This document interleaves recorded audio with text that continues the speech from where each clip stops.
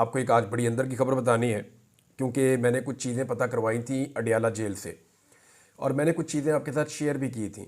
वो सिलसिला वहाँ रुका नहीं है, अभी फर्दर कुछ डेवलपमेंट्स हैं, मैं आपको बाद में बताता हूँ। लेकिन सबसे पहले आप ये देखें कि इमरान खान साहब ने स्टेटमेंट क्या दिया। उनके इस बयान के साथ आप जोड़ेंगे चीज़ें तो आपको समझ आएंगी। इमरान खान साहब ने अडियाला जेल से कौम के नाम एक पैगाम जारी किया। उन्होंने कहा कि मुझे अल्लाह पर पूरा यकीन है कि 2025 इस कौम के लिए हकीकी आज़ादी का साल होगा।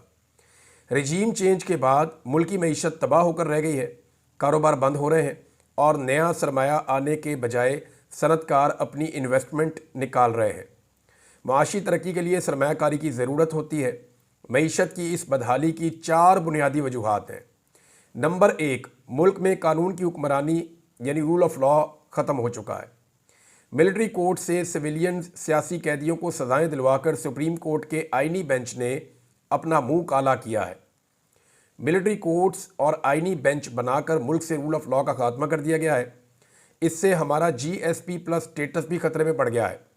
मिलिट्री कोर्ट्स की सज़ाओं के बाद पाकिस्तान में कानून की हुक्मरानी का मुकम्मल तौर पर खात्मा हो चुका है और अब बैरूनी सरमायाकारी एक ख्वाब है, क्योंकि जिस मुल्क में कानून की हुक्मरानी का जनाजा उठाया जा चुका हो वहाँ कोई सरमायाकारी करने को तैयार नहीं होता।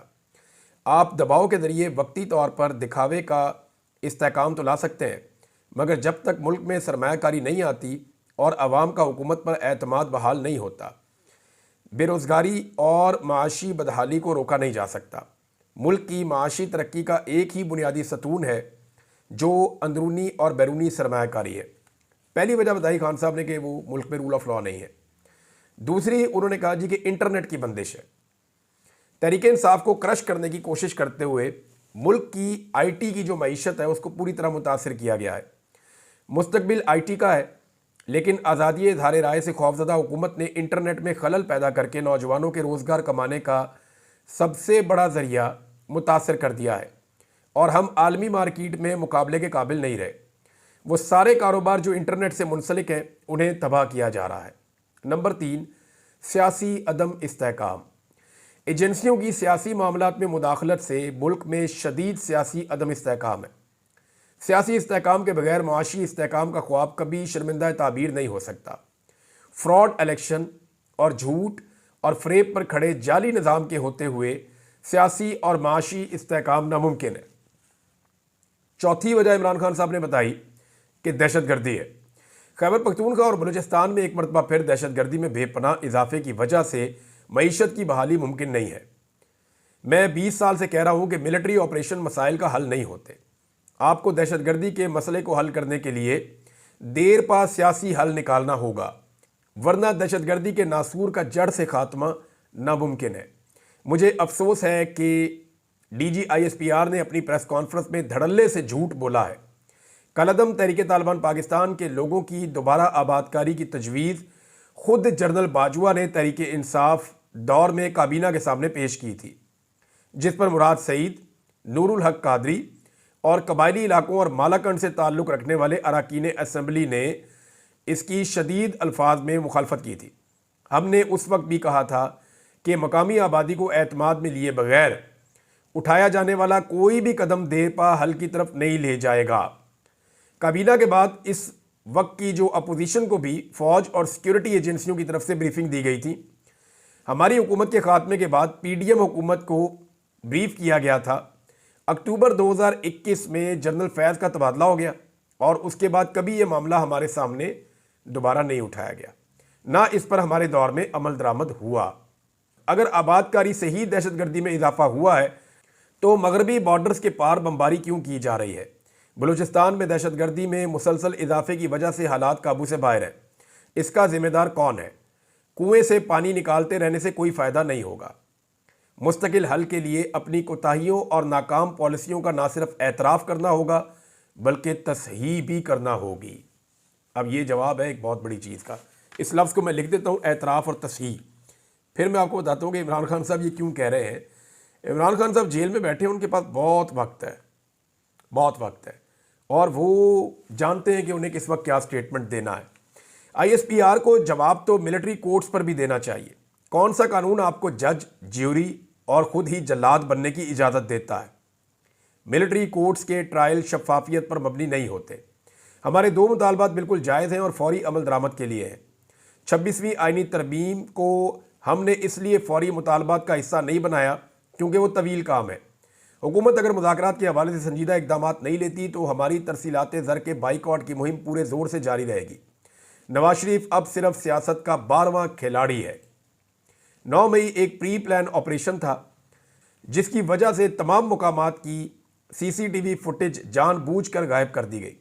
मुझे 9 मई को कॉलर से पकड़कर डंडे मारकर और घसीट कर इस्लामाबाद हाई कोर्ट से अगवा ही इसलिए किया गया था ताकि अवाम रद्द-ए-अमल दें। इस दिन भी हमारे 25 लोग शहीद, सैकड़ों जख्मी और 4 लोगों को अपाहिज किया गया था।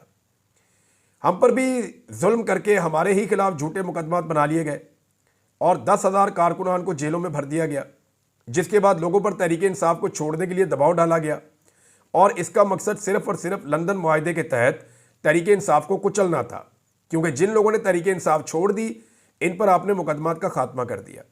इसलिए इस वाक़े पर शफाफ और आज़ाद जुडिशल कमीशन का क़याम बहुत अहम है। 9 मई के बाद 8 फरवरी भी हुआ जिसमें कौम ने आपका बयानिया मुस्तरद कर दिया।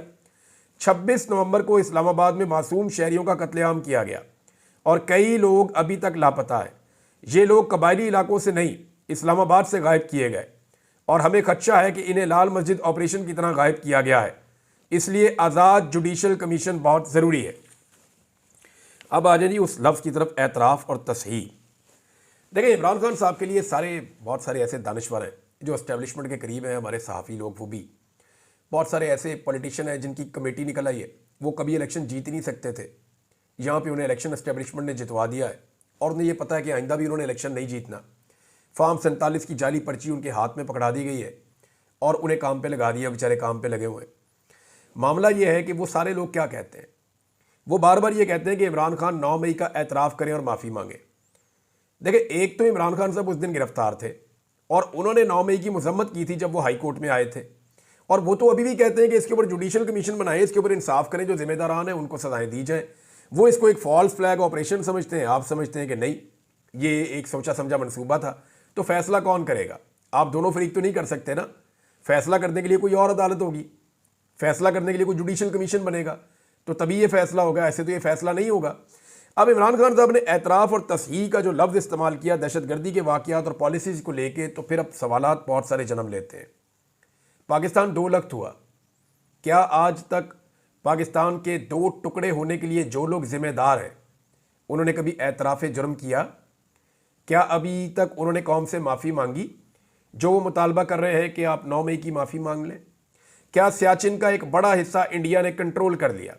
वो चोटियाँ जो पाकिस्तान की कब्ज़े में थीं वो इंडिया के कब्ज़े में चली गईं। क्या इसके ऊपर किसी ने आज तक माफ़ी मांगी या एतराफ़ किया? कारगिल के अंदर जो कुछ भी हुआ, हमारे बहुत सारे जवान जो है वो शहीद करवा दिए गए एक गलत एडवेंचर के नतीजे में। या तो फिर काम पूरा करते, अमेरिका से डर के वापस नहीं आते, लेकिन वापस आए, अपने जवान शहीद करवा दिए, उनको ओन भी नहीं कर रहे थे। हत्ता कि इंडिया से आने वाली रिपोर्ट्स बता रही है कि लाशें तक उठाई नहीं जा रही थी। तो अब सवाल ये पैदा होता है कि उसका किसी ने एतराफ़ किया? क्या उसके ऊपर किसी ने माफ़ी मांगी? आज तक जुल्फ़िकार अली भुट्टो का जो जुडिशल मर्डर किया गया उसका किसी ने एतराफ़ किया? उसके ऊपर किसी ने माफ़ी मांगी? पाकिस्तान के अंदर जो क्लाशनकोफ कल्चर लाया गया, यहाँ पे पूरी दुनिया से लोगों को इकट्ठा करके तरबियत दे के उन्हें मुजाहिद बनाकर अफ़गानिस्तान के अंदर जंग लड़ी गई, जिसके नतीजे में पाकिस्तान में मनशियात और असलहे की भरमार हो गई, क्या उसके ऊपर आज तक किसी ने एतराफ़ करके माफ़ी मांगी? अगर आप 70 साल तारीख उठाएं तो कम से कम 70 आपको ऐसी बड़ी गलतियां मिलेंगी जो पाकिस्तान की मिलिट्री एस्टेब्लिशमेंट या एस्टेब्लिशमेंट ने की हैं, जिनके नतीजे में पाकिस्तान का ये हाल हो गया है। क्या किसी एक गलती के ऊपर आज तक किसी ने भी, 4 मार्शल लॉ लगे इस मुल्क में, किसी एक मार्शल लॉ के ऊपर भी माफ़ी मांगी या एतराफ़ जुर्म किया? नहीं किया। तो ये सिविलियन से क्यों कहा जाता है कि आप माफ़ी मांगें तो आपको माफ़ कर देंगे, जबकि वो कह रहे हैं जुर्म हमने किया भी नहीं है और तारीख के अंदर शायद इसका कुछ और लिखा जाए। तो इमरान खान साहब ने बड़ा सोच समझ के ये एतराफ़ और तस्हीह का लफ्ज़ जो है वो इस्तेमाल किया है। आने वाले दिनों में इसकी अगली एपिसोड आएगी तो आपको पता चल जाएगा। अब आ जाए आप इस बात पे जो खबर मैंने आपको देनी है। मैंने आपसे कहा था कि फॉर्च्यूनर गाड़ियां 2 दाखिल हुई हैं अडियाला जेल में। और उन गाड़ियों के अंदर जो लोग मौजूद थे वो बहुत सारे कागजात लेकर जेल के अंदर गए। वो किससे मिले, क्या हुआ, कुछ पता नहीं चला।